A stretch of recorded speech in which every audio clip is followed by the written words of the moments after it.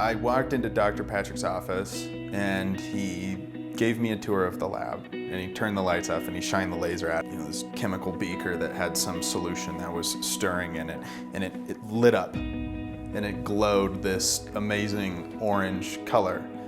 And I was like, oh, these are quantum dots.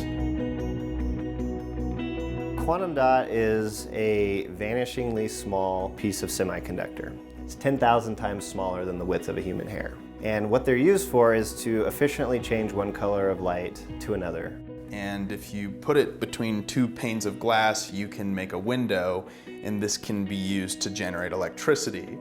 So the patent that we are licensing from Western Washington is solar window technology, being able to use quantum dots to allow skyscrapers to power themselves, to generate enough electricities in urban areas that don't rely on fossil fuels.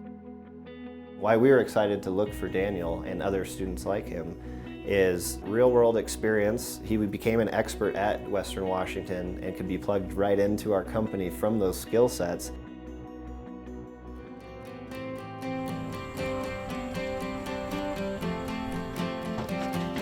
We always knew we wanted to come back and put some windows in at Western, and it felt fitting to put them in near the art galleries and hopefully make it something that all of the communities here at Western can be involved in and engaged in and inspired by.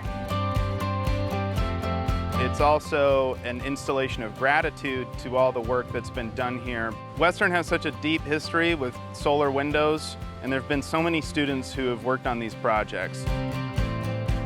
Although times may seem grim, there's always something we can do every day to help try and save a little bit of the planet. And so we're standing on the shoulders of giants by taking all the little incremental steps that they've afforded us. I would hope Western students see it and are inspired and can trust, that in their undergraduate research, they can take the things they learn and the experiences that they have and go do something meaningful with it.